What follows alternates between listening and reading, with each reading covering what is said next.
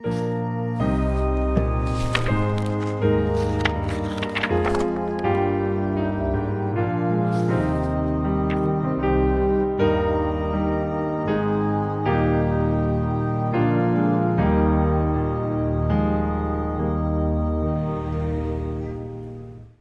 hermanos, hoy iniciamos una serie. Hay personas que les encanta la primera enseñanza de una serie. Hay otras que no les gusta de pronto tanto por lo que no hay algo tan específico, sino que somos, evidentemente hay que ser bastante generales, pero yo espero que cualquiera sea tu caso. Hay unos que les gusta todo, sí, que van a decir, no, a mí no, yo no tengo problema. Sea cual sea tu caso, mi hermano, hermana, puedas estar atento. Vamos a dar algunos detalles, algunos no van a ser tan específicos porque ya lo tendremos en el desarrollo de la carta para poder especificar eso, pero sí podemos dar una línea general de lo que va a tratar nuestra serie en la carta o la epístola de Santiago. Miren qué diferencia es que esta nos dice un de, que nos hace el sentido de que es de alguien, no escrita por alguien, a diferencia de pronto de cartas a los tesalonicenses o a otro, que se trata de que alguien escribió para ese público. Esta es una carta que la escribió este autor en particular y pues ya veremos algunos detalles acerca de ella. Quisiera que pudiéramos leer solamente el versículo 1 del capítulo 1 de Santiago y después de leerlo podamos disponernos a orar y a pedirle a nuestro buen Dios que nos ayude entre algunos detalles a poder nosotros considerar que esto es una hermosa epístola, es la palabra del Señor y cómo él nos habla por medio de su palabra. Vamos a leer, mis hermanos. Voy a leer en la Nueva Biblia de las Américas, por si acaso pronto alguno tiene otra versión, para que sepa de pronto cuál estoy leyendo. Dice la palabra del Señor: Santiago, siervo de Dios y del Señor Jesucristo, a las 12 tribus que están en la dispersión. Saludos. Oremos, mis hermanos. Bendito Dios, te damos gracias por tu bondad, Señor, por tu misericordia, por tu dádiva, Señor, y gracias, Señor, para regalarnos un buen día, Señor, donde a pesar de cualquier cosa que hayamos podido vivir, Señor, tú has sido fiel y bueno para con nosotros, nos has sostenido hasta esta hora. Señor, realmente nuestra mayor necesidad, Señor, ya ha sido suplida. Nosotros éramos pecadores, Señor, que no merecíamos salvación alguna, y a ti te ha placido, Señor, perdonar nuestros pecados y darnos tu salvación, tu vida eterna, Señor. Gracias te damos porque nuestra mayor necesidad, que eras tú, Señor, hoy la podemos saciar nosotros. Antes éramos tus enemigos, hoy por Cristo Jesús tenemos acceso continuo, permanente y eterno contigo, mi Dios. Gracias, gracias te damos por ello. Señor, hoy estamos ante tu palabra una vez más y rogamos, oh Dios, que podamos ser nosotros de esos siervos tuyos, de esos hijos tuyos, que tiene espíritu enseñable, Señor, que tiene un deseo, Señor, profundo de ser enseñado por tu palabra, de ser enseñado por ti. Señor, que podamos nosotros ver la necesidad que tenemos, Señor, de aprender de tu palabra, y aún en estos detalles que seguramente algunos veremos, podremos nosotros, Señor, confiar en que tú eres el Dios soberano que ha dado tu palabra para que nosotros la escudriñemos, la estudiemos, para que nosotros podamos buscar, Señor, que esta sea aplicada a nuestros corazones, pero que podamos siempre tener en cuenta, Señor, a aquel Señor del que habla toda la escritura, que es nuestro Señor Jesucristo. Bendito y buen Señor, te queremos dar gracias. Te pido, mi Dios, que mantengas nuestras mentes, no solamente que sean de información llenada, sino que realmente sean mentes, Señor, que son informadas para que puedan andar conforme a tu palabra, Señor, conforme a tu verdad. Te lo pido, Señor, ayúdanos no solamente en esta lección, en esta enseñanza, sino en todo el desarrollo de esta carta, Señor, que podamos nosotros ser aquellos que son devotos, pero que también viven, Señor, esa devoción en su manera de andar, Señor, en este mundo. Te rogamos, Señor, por esa devoción en acción, bendito Padre. En el nombre de Jesús te lo rogamos, oh Dios. Amén y amén. Mis hermanos, nuestra serie lleva por título Devoción en acción. Realmente dice Santiago, que la epístola, devoción en acción es el énfasis de la enseñanza, como lo vamos a ver. Ya hablaremos un poco más de eso. Solamente quería dar el título. Hoy solamente vamos a ver dentro de todo lo que es Santiago, la introducción a la epístola o la introducción a la carta. Recuerden, hay algunos autores que piensan que epístolas tiene un significado y que carta otra. Nosotros pensamos que carta y epístola significa exactamente lo mismo. Entonces podemos usar los dos términos indistintamente para referirnos a lo mismo, epístola o carta, que es lo que vamos a ver acá. Ya veremos incluso que pudiera haber una pregunta y nosotros hacernosla si realmente Santiago realmente entra en esta connotación de que sea una carta o una epístola. Ya lo veremos más adelante. Quisiera iniciar leyendo, mis hermanos, la introducción de un comentarista bíblico acerca de esta epístola de Santiago. Me pareció muy apropiada, tiene algunas cosas a considerar, otras que pudiéramos incluso con detenimiento poder leerla y decir, oye, está bueno eso. Algunas de pronto nos van a asombrar. Leo para ustedes, dice: la pieza de literatura conocida como Epístola Universal de Santiago es una obra de literatura de sabiduría, quizá la única en su estilo en todo el Nuevo Testamento. Es una obra pequeña, de pretensiones humildes, casi insignificante frente a las imponentes obras de la literatura paulina, pero es una obra densa, importante y muy significativa desde el punto de vista de un cristiano comprometido que quiere de veras vivir como Jesús. Eso fue tremendo. Sigo leyendo. La epístola de Santiago es obra densa, oscura, indigesta, llena de implicaciones y connotaciones. Es un signo que indica en múltiples direcciones. Es una red de significados. Es una obra para leer lentamente, como los proverbios, uno por día y nada más. Santiago es un escrito para leer pausadamente, para meditar, para pensar. Cada frase, cada palabra, cada expresión tiene un significado pleno que lucha por ser comprendido. De toda esta frase, una de las que a mí me sorprendió cuando yo lo leí por primera vez es esa que dice que indigesta. Yo digo, ¿cómo puede causarme indigestión la palabra del Señor? Si es la mejor cosa que yo pudiera nutrirme. Pero entiendo que el autor lo que está tratando de hacernos ver es desde lo que él acaba de decir, que un cristiano comprometido ve este libro y es aquel que lo ve para querer ser como Jesús, aquel cristiano que quiere vivir de veras como Jesús. Aquel cristiano que simplemente lee la carta de Santiago por leerla, cuando ve algunas consideraciones de Santiago, lucha con decir, yo no creo que Santiago esté diciendo eso. Yo creo más bien que él quiere decir esto. Entonces a ese le causa indigestión, porque ese hermano no quiere tomar la sentencia que dice Santiago, porque Santiago es como proverbio. De hecho, se conoce como el proverbio del Nuevo Testamento. Para algunos es conocido así, porque tiene muchas sentencias cortas. Y en esas sentencias, él te va a decir ciertos enunciados con los cuales tú te vas a ver chocado y vas a verte como que no, espérate, él no puede decir eso. Y es allí, mis hermanos, donde yo creo que nos causa eso indigestión, porque queremos nosotros mejor que la Biblia dijera otra cosa y que la dijera más suave para yo poder estar mucho más tranquilo. Así que yo creo, mis hermanos, que si bien es bueno leerla con detenimiento, también es bueno leerla sabiendo que lo que allí dice es la palabra del Señor y nos está hablando de manera contundente, que es lo que hace Santiago. Santiago no se va con rodeos. Tal vez algunos, y me incluyo mucho yo en eso, a veces pudiéramos dar vuelta para decir algunas cosas. Pero en el caso de Santiago no hace eso. Santiago es directo. Te va a decir inmediatamente, toma, esto es lo que tienes que hacer. Aquel que es creyente no es una fuente de doble agua. Él utiliza mucho esos paralelismos de comparar cosas. O eres aquí o eres esto. No puede ser dos cosas. No eres una fuente de doble. La lengua tuya debe ser para decir las bendiciones del Señor, no para decir cosas malas. Así es la intención de este autor. Así que para nosotros es muy interesante, importante que pudiéramos tener en cuenta este libro. Quiero explicar algo del contexto en nuestra iglesia para aquellos que de pronto nos visitan hoy, primera vez, como el caso de Francis. Y otra vez los saludamos y te damos la bienvenida, Francis.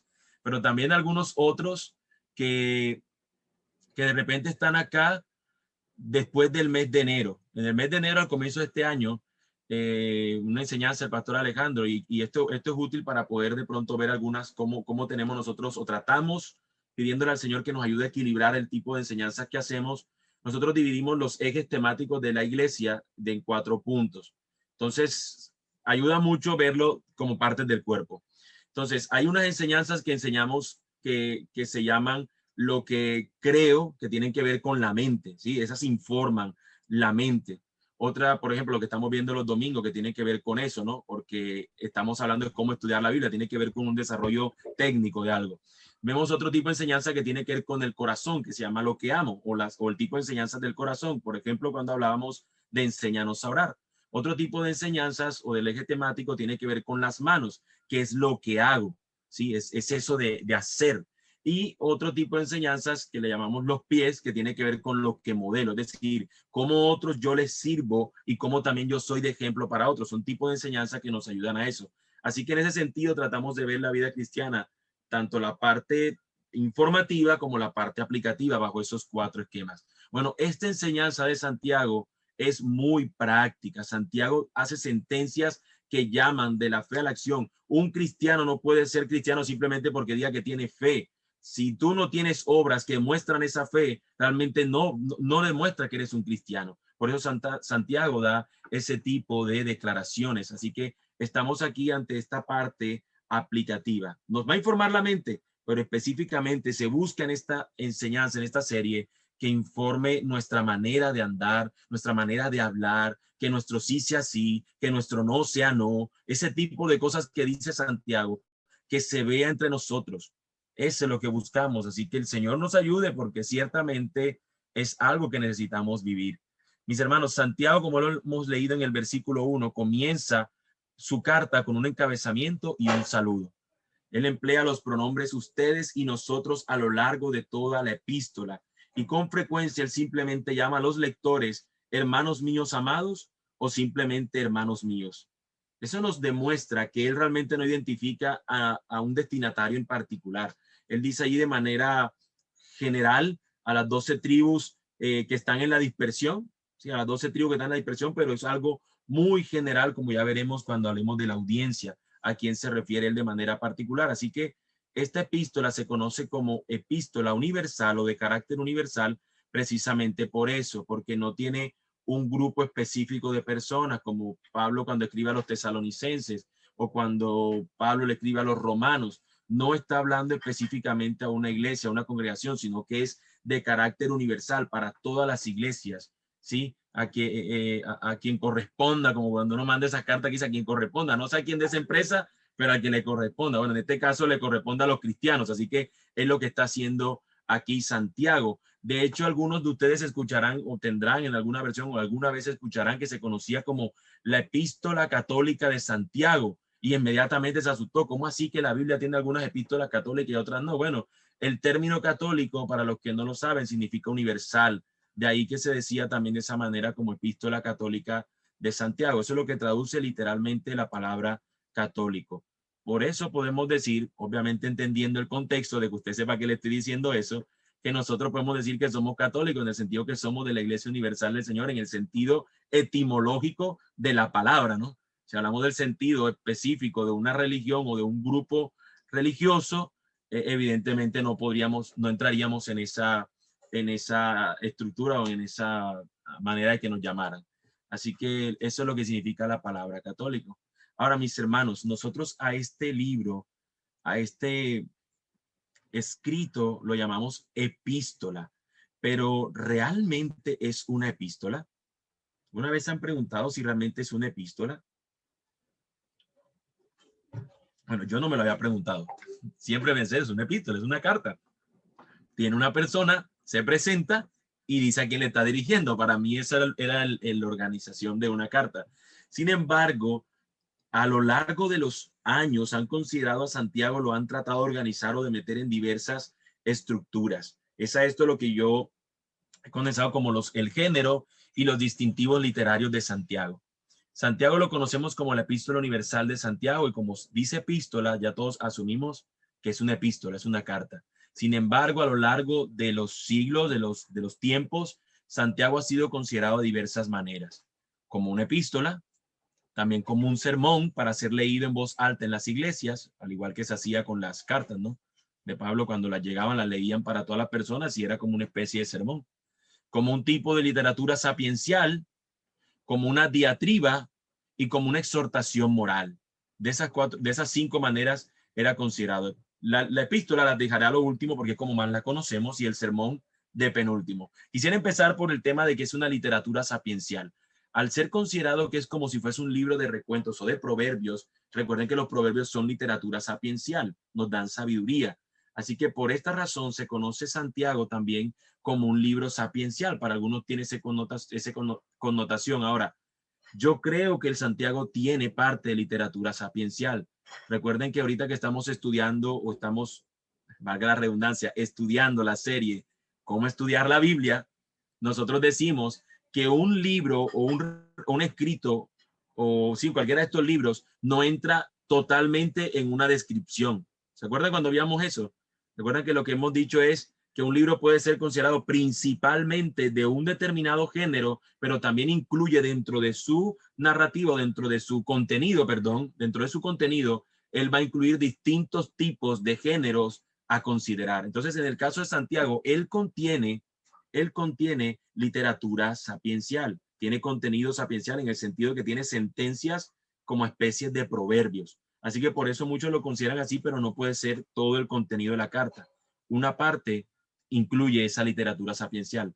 Ahora, una diatriba era un tipo de literatura que se utiliza, que usaban los helénicos o los helenistas o los griegos. Utilizaban ese tipo de comunicación donde presentan una sentencia, incluso pueden utilizar apodos, pueden decir cosas que suenan como sarcásticas, pueden decir cosas que suenan como hirientes, pero detrás de eso están diciendo una verdad. Incluye muchas preguntas retóricas. Ese era un tipo de literatura o de escritos que utilizaban los griegos para poder decir una verdad, ¿sí? Bueno, no tengo un específico ahora, pero es una forma de comunicarse. Y muchas personas colocan que Santiago está utilizando este tipo de literatura de su contexto para poder dar una realidad. Ahora, lo cierto es, mis hermanos, que simplemente colocar que Santiago está utilizando una diatriba no se le estaría dando realmente el verdadero lugar que merece este escrito, porque una diatriba tiene el sentido de que incluye mucha ofensa para poder comunicarse, ¿sí? Como cuando esa persona para decir a alguien algo lo tratan mal, lo rebajan una condición detrás de ciertas cosas sutiles, pero la intención de ellos es al enemigo enfrentárselo de una manera hiriente. Y eso no es lo que es del espíritu de un cristiano. Él no busca herir a nadie. Así que involucrar o meter en esa connotación a la epístola no tendría sentido.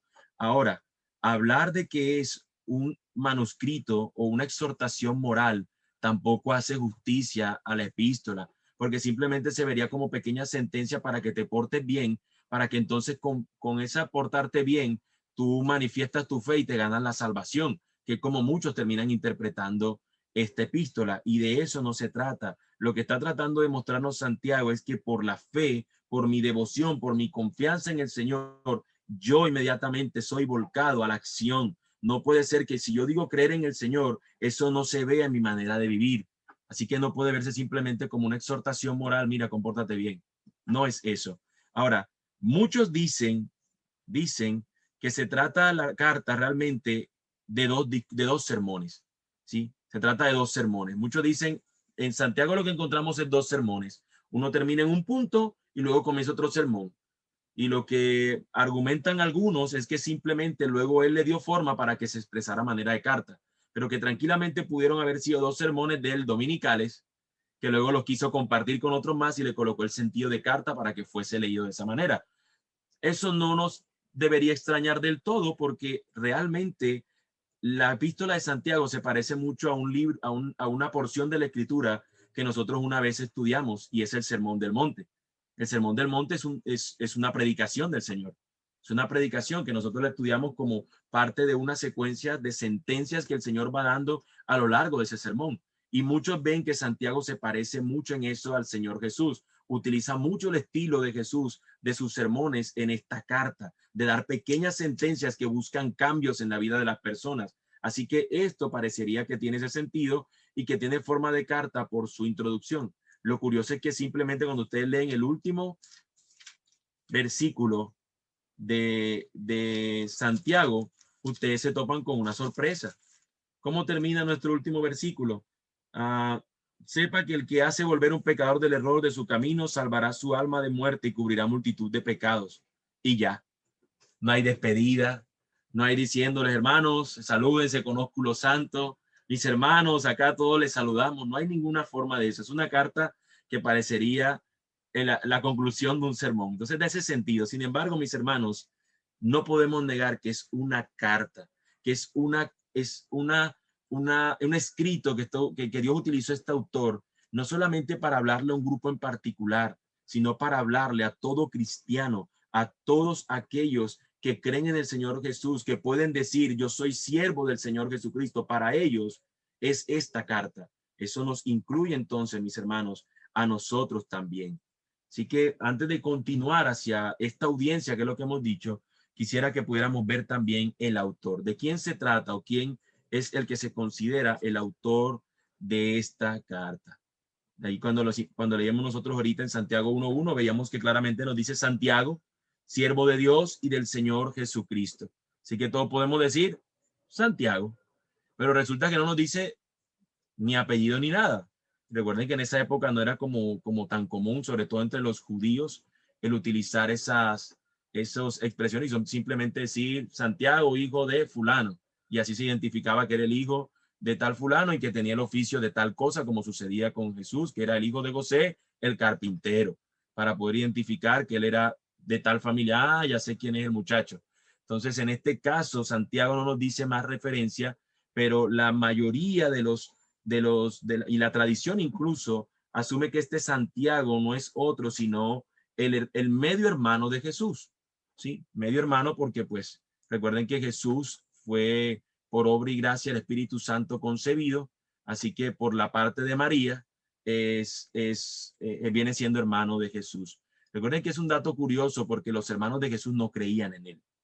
Y en el libro de los Hechos encontramos al principio que cuando los discípulos están siguiendo a Jesús y le han visto resucitado y han visto luego lo que está ocurriendo, ellos terminan diciéndole, cuéntenle al hermano, cuéntenle a Santiago para que crea. Y Santiago no creía en su hermano. Pero es curioso, mis hermanos, que aquí este hombre se está proclamando como que es un siervo de Dios y del Señor Jesucristo. O sea, que él está reconociendo ahora que su hermano sí era el Señor, porque lo que está diciéndonos no es cualquier cosa. Nos está diciendo que Jesús es el Mesías, porque está diciendo Jesús Cristo, Jesús el Cristo, Jesús el Mesías, pero también lo está reconociendo como su Señor. Y la palabra yo utilizada en el griego es Kyrios o Curios, que lo que simboliza es el Señor, el que está por encima de todos, que era también un título como se conocía al César, como el Señor de todo, el amo, el dueño. Bueno, él está reconociendo, no, yo no tengo ningún otro Señor, sino a este con el cual conviví y no creí. Cosa curiosa, ¿no? Cosa curiosa. Yo creo que pudiéramos tener como una consideración de que a veces a nosotros nos cuesta y aún incluso en eso el Señor Jesús pudiéramos nosotros encontrar en el consuelo, que viviendo con estos en vida, por decir una manera, ¿no? Mientras estuvo andando con ellos no creyeron, pero luego sí. Otro que pudiera decir simplemente como nota entre paréntesis, Judas, el autor de la carta de Judas, también es el medio hermano de Jesús, que es otro hijo de María. Entonces, ese para que tengan el dato cuando nos preguntamos cuál de los dos Judas escribió esta carta. No, ninguno de esos dos, es otro Judas y en este caso es el hermano de Jesús. Santiago, mis hermanos, para también de pronto los que no sabían, también es una nota interesante, es que es la unión de dos palabras. Realmente la epístola debió llamarse la epístola de Jacobo, no la epístola de Santiago. Era el nombre hebreo y era uno de los nombres más comunes que hay en la escritura. Cuando tú lees los evangelios, te vas a encontrar con varios Jacobos y luego no sabes si es el discípulo, si es otro Jacobo, y luego aparece este otro Santiago o este otro Jacobo, y pudieran presentarse cierta confusión. Pero aquí nosotros, mis hermanos, lo que ha ocurrido es que con el tiempo se le conoció como Sanctus Jacobus en latín, y como nosotros tuvimos versiones traducidas del latín, se fue acortando la palabra y luego se fue conociendo como San Iago, ¿sí? Como de Jacobus pasó a ser Iago y luego pasó a ser San Iago y luego finalmente se unieron las dos palabras y quedó como Santiago. O sea que es San Jacobo lo que estamos diciendo acá para los que no sabían, la epístola de San Jacobo. la epístola de Jacobo. Sucede algo similar como Jesús Cristo, Jesús el Cristo, quedó luego Jesús Cristo y luego quedó ya Jesucristo. Algo así similar pasó aquí. Así que de pronto son datos que nos aportan conocimiento acerca de esto, más lo que vamos a buscar más, mis hermanos, es incluso lo curioso de esta carta. Hay una curiosidad y es que el texto nos muestra o lo que contiene Santiago dentro de, después de su contenido, cuando vamos estudiando más profundamente, es que parecería que estuviera él enemistado con otros autores, específicamente con Pablo. Para algunos incluso lo terminaron viendo como si hubiese cierta enemistad porque uno parece dar la declaración de que somos salvos por la fe. Y aquí Santiago parecería que introduce la idea de que si no tenemos obra realmente no somos salvos. Entonces realmente no es lo que está diciendo eso Santiago. Está diciendo realmente que una cosa no puede existir sin la otra, o que más bien una cosa es el resultado de la otra, que las obras son resultados de la fe. No puede ser que nosotros digamos ser cristianos si tenemos este tipo de problemas con la lengua, con la manera como tratamos a otros y así con todas las cosas que nos termina diciendo Santiago. Ahora, Santiago, mis hermanos, escribió esto para una audiencia en particular, es la que encontramos en la parte B del versículo.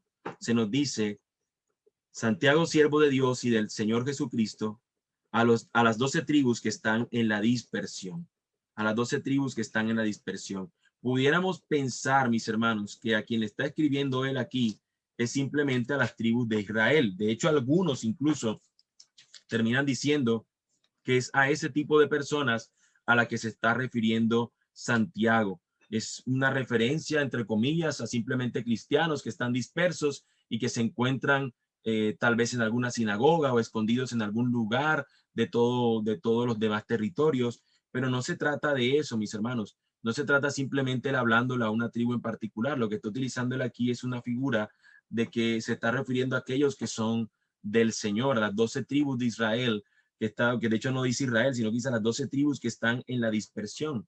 Saludos a aquellos que están por doquier, aquellos que son del Señor, aquellos que son el pueblo del Señor, que están en cualquier lugar de este mundo. A ellos les estoy hablando. A ustedes es esta carta, a ustedes es este escrito.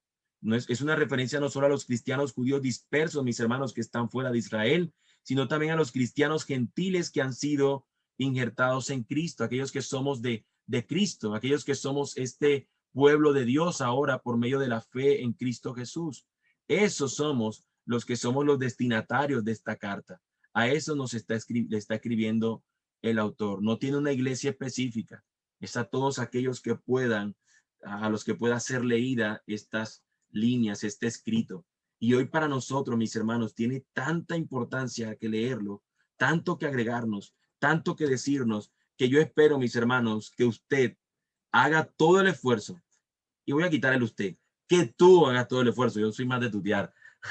Que tú hagas el esfuerzo por estar, aunque sea a distancia o cuando volvamos a reunirnos, que hagamos todo el esfuerzo por no perdernos ninguna parte de la serie. Y si por algún motivo no pudimos estar, por lo menos seguirla, no porque nos tenga que escuchar a nosotros, sino porque estamos estudiando de la palabra de Dios. Y es probable que allí haya cosas que te tengan que decir a ti el Señor a través de su palabra. Todo no tiene que decir. Aquí no está excluyendo a las 12 tribus que están en la dispersión, menos a los hermanos de Barranquilla, en específico los de Iglesia Bíblica de la Ciudad. No está diciendo eso el texto. Nos está incluyendo a nosotros. Si tú dices ser un creyente, mis hermanos, toda la escritura es para ti, para que la vivas, para que seas transformado por ella, incluyendo la carta o la epístola de Santiago.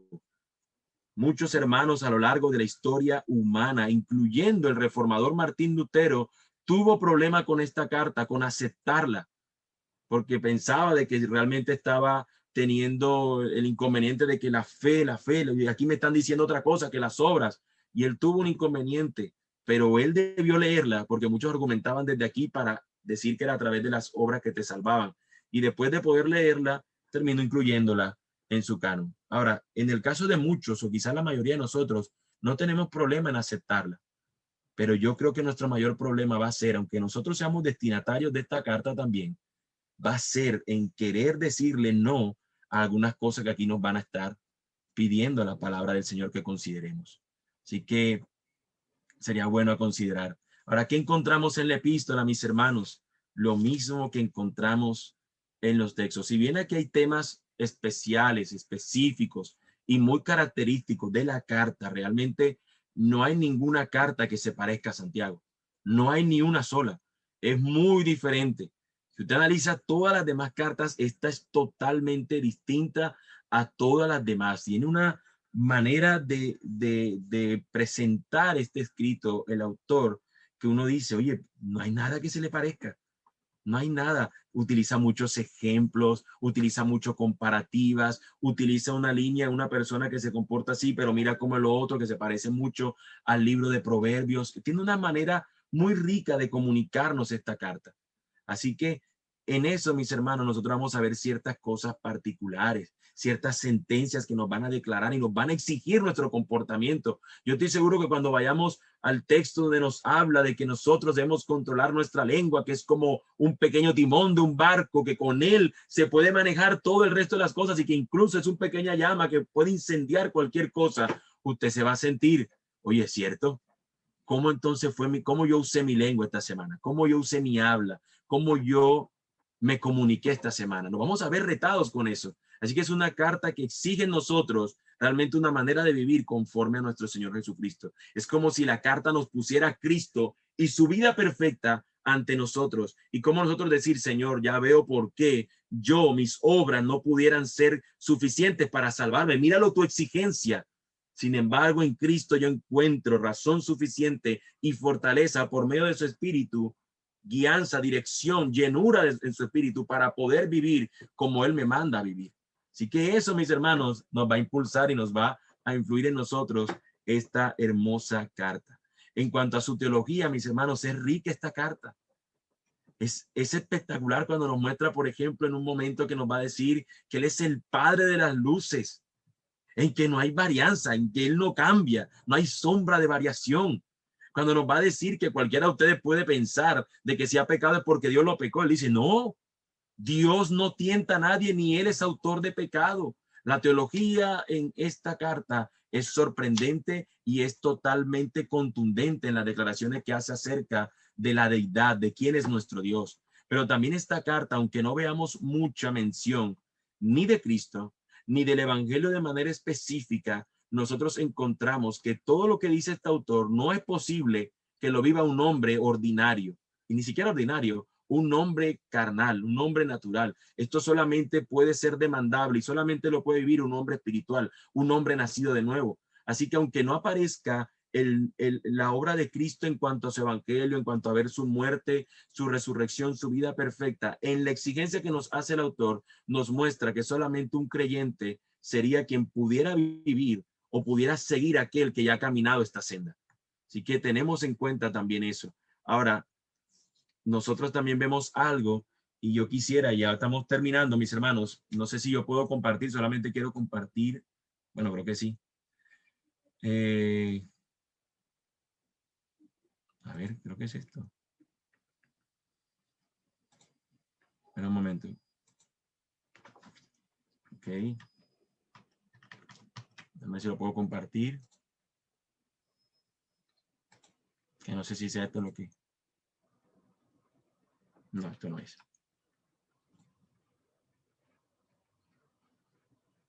No me deja compartir lo que quiero compartir. Déjenme para ver si lo puedo hacer acá.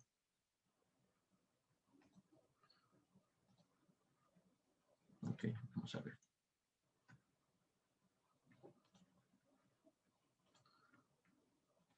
Ok.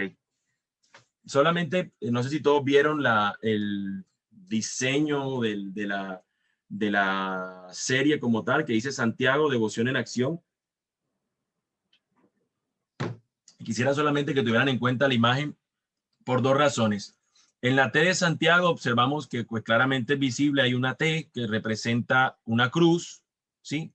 Es una letra T, está de rojo. Recordemos que, bueno, tiene un significado siempre cuando usamos el color rojo en nuestras cosas que nos habla acerca del sacrificio de nuestro Señor Jesucristo, pero cómo este sacrificio, cómo esta cruz de Cristo nos debe llevar a la acción, devoción en acción. Y por eso es que usted ve que en esta flechita que se forma con la letra G, si usted se da cuenta, tiene una forma de flecha o de acción, está algo que está apuntando hacia arriba como movimiento, algo lo que quisimos simbolizar aquí. Entonces, cómo esta cruz de Cristo nos lleva a nosotros a movernos, cómo Cristo, su obra, su sacrificio perfecto, su vida recta, cómo el creer, cómo su evangelio realmente nos lleva a movernos, a movilizarnos a un cambio de vida, a una actitud distinta, cómo esa devoción en él, cómo ese creer en él nos lleva a nosotros a la acción, a hacer las cosas para él. Eso, mis hermanos, nosotros lo vemos en la palabra del Señor y en específico en esta carta que nos hace muchas sentencias hacia eso. Así que lo que vamos a hacer, existen muchas maneras de bosquejar o de tener un bosquejo de la carta de Santiago, es decir, pudiéramos estudiarla de una misma, de distintas formas, ver algún asunto más en particular, pero hemos querido ver ese asunto de la devoción en acción. Así que lo que vamos a hacer a lo largo de la enseñanza va a ser la devoción en determinada área, según el área que nos plantee el autor. Por ejemplo, la devoción en cómo hablamos, la devoción en cuando nosotros prometemos algo, que nosotros decimos pensé que era go en inglés, dice un hermano. Pensamos nosotros muchas veces que nuestras promesas tendrían cierto sentido cuando podemos hacerla, pero cuando no podemos hacerla se vale. Y yo creo que somos confrontados, y de manera personal puedo decirlo, soy confrontado cuando la escritura me dice que mi sí sea sí y mi no sea no. Y cuántas veces somos ligeros en nosotros decir, ah, bueno, sí, o ah, bueno, no. Y no realmente estamos comprometidos ni lo hemos pensado. Deberíamos pedir, déjame orar por eso, déjame lo pienso, déjame lo consulto antes de pronto responder. Entonces, ese tipo de cuestiones nos hacen a nosotros retarnos. Entonces, la devoción en nuestras promesas o la devoción en nuestros compromisos. Entonces, no quise mostrar o traer el bosquejo que ya tenemos porque es muy probable que de manera específica pueda cambiar en alguna palabra u otro. Así que es a considerar eso como más adelante. Pero lo que sí puedo decirle, mis hermanos, es que vamos a ser retados por medio de esta carta, desde los pastores hasta el hermano que recién empieza a llegar a estar entre nosotros. Todos, absolutamente todos, seremos retados. Y lo digo de esa manera porque a veces puede convertirse en eso cuando nosotros no nos sometemos a la palabra del Señor. Realmente deberíamos considerar que es la exhortación y el ánimo que nos hace nuestro Señor para poder vivir como Él espera que nosotros vivamos. Mis hermanos, por último, en el texto que leíamos, el autor nos dice saludos. En la versión Reina Valera dice algo como salud, tengan salud, creo que dice salud solo.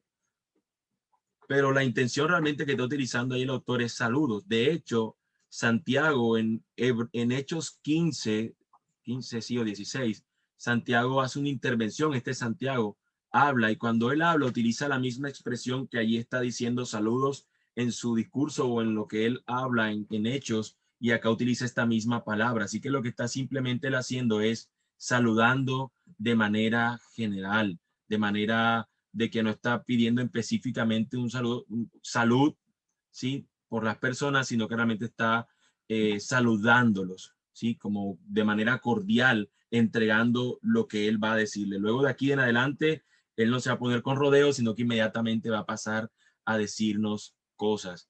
Mis hermanos, yo también quisiera que nosotros pudiéramos considerar cuán importantes son esos saludos. Cuán importante es que los hermanos, no importando de dónde seamos, sabemos que somos que tenemos un mismo Padre, un mismo Dios, que no importando de dónde nos encontremos, no importa, aquí el autor nos está mostrando en la carta, solamente en ese versículo, que hay un grupo, que hay un pueblo del Señor disperso y que a ese pueblo le está saludando. Hay algo que nos une. Él no utiliza la gracia y paz de Pablo, pero utiliza un saludo en manera general, sabiendo que somos uno en el Señor. Sabemos que somos un pueblo. Hoy nosotros podemos ver a cualquiera de entre nosotros que no conocíamos, pero al saber, eres de Cristo, cuán emocionante me da. Si los ángeles se alegran cuando una persona es salvada por el Señor, ¿cuánto no yo alegrarme cuando conozco una persona, un alemán, y eres de Cristo? Y en esa nación que dicen que murió el cristianismo, que murió la religión, bendito sea mi Dios que sigue salvando. Y en China o en Egipto que vi que iban a matar en estos días, que mataron a un pastor en Egipto porque abrió una iglesia, porque plantó una iglesia, y aquí nosotros tenemos 2 años como congregación y lo que nos ha tocado es lo mismo que a todas las personas, una pandemia. Pero este hermano, por simplemente empezar una plantación, le costó la cabeza literalmente. Y yo digo, pero el Señor es poderoso para salvar. Tanto fue la salvación del Señor que motivó a ese hombre que a pesar de que le costara la cabeza pudo hacerlo. Así que mis hermanos, yo me emociono porque veo una carta como esta que el Señor la dio a un hombre para que la transmitiera, ser usado por el Señor para comunicarle a gente que él nunca iba a ver. Cuán bueno es nuestro Dios, mis hermanos, que hoy usa estas palabras, que usó ese varón que la usa ahora porque es su palabra viva para hablarnos a nosotros. Así que, mis hermanos, yo creo que eso es motivo suficiente para nosotros poder decir, Señor, háblanos por medio de tu palabra. Y de manera específica queremos que Santiago nos hable, que su palabra nos hable, que en esta porción de la Escritura, si bien ha sido rechazada por muchos, que el Señor en nuestros corazones nos lleve a realmente considerarlo como deseable y como querer realmente vivir conforme a lo que la palabra de Dios nos dice. Mis hermanos, eso es lo que encontramos en esta pequeña introducción de Santiago. Probablemente muchas cosas fui muy general, en algunas tal vez fui específico. Sin embargo, me gustaría que oráramos para colocar, para agradecerle al Señor por esto, y si luego algún hermano tiene alguna pregunta, algún aporte, quisiera hacerlo después de la oración, porque a veces se me pasa orar. Así que quisiera orar primero. Vamos a orar, mis hermanos. Bendito y buen Señor, quiero dar